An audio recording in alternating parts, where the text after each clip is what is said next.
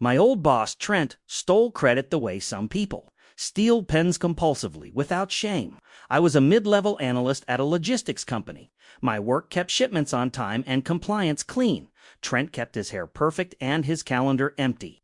For a year, he stapled his name to my wins, then told me to smile more in meetings. I decided to stop feeding him. The catalyst was a quarterly review with our largest client, Harbormark. They were anxious. A new customs rule meant every overseas container needed a corrected HS code sheet within 15 days. Missed the window, and they'd pay fines that would dwarf our fee. I built an automated pipeline to reconcile codes, flag discrepancies, and draft the correction forms. It worked. It was mine.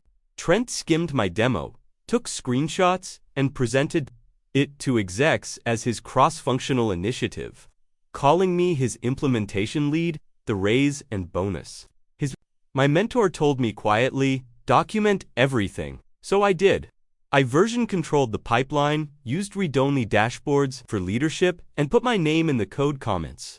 Like breadcrumbs in a forest. I also started keeping a work journal dates decisions, who said what. Not for HR, for the client. Trent's problem was that he never learned the tool. He learned the language to talk about it. When Harbormark asked for a custom metric, the 15-day exception risk, Trent promised it Monday. On Monday, he canceled the meeting. On Wednesday, he pinged me. Can you whip up a risk view by noon? High level only? I built it and put it on a client-facing portal that logged authorship and edit history by default. Then I told Harbormark's ops lead, here's the dashboard you requested. Happy to walk you through the methodology, screen share, camera off. I let the portals created by field introduce me. 2 days later, a container set misfired in the rules. Trent told the client the pipeline wasn't designed to cover a customs subcategory. I pulled up the commit that added that exact subcategory, timestamped last quarter, authored by me. I didn't correct him in the room. I asked him on Slack, politely, to clarify. He replied, we'll say we're rolling out that in. Harbormark scheduled an in-person audit. Trent planned to shepherd them through our process. I offered to prepare a compliance binder, screenshot indexes, SOPs, code diffs, exception logs, sign-offs, the works. Trent said, perfect, I'll present it. I labeled every artifact with unique alphanumeric IDs that matched the index page at the front.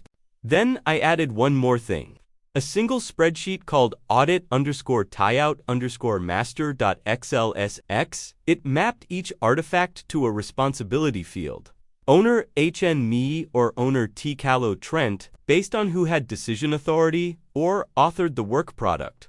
I didn't fudge anything. I just told the truth with receipts. In the audit room, Harbormark's director asked Trent how he validated exceptions under clause 8.2.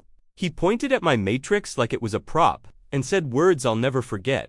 I oversee methodology. My analyst executes. Director, so you signed off on the exception reconciliation under 8.2.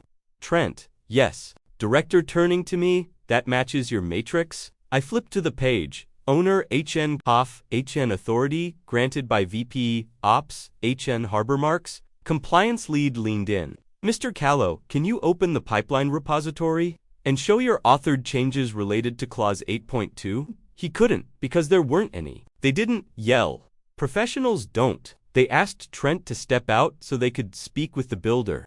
I walked them through everything: my work journal, the timeline, the Slack instructions, the portal logs. I didn't editorialize, I just showed the ties. By the time Trent returned, our VP had joined the call remotely. Harbormark requested that I be named technical lead on the account going forward, and that any deliverables presented under my name be authored by me. Oh, and they asked for a revised rate card. For me, HR started an investigation. Not because I complained, because the client did. They found a pattern: 4 quarters of initiative leadership, where Trent's edits were metadata and mine were substance. He was demoted to an IC role with no direct reports. He resigned 2 weeks later. People think revenge is fire. Mine was a cells and hyperlinks, each one a small mirror. I didn't destroy him. I just stopped letting him use my reflection.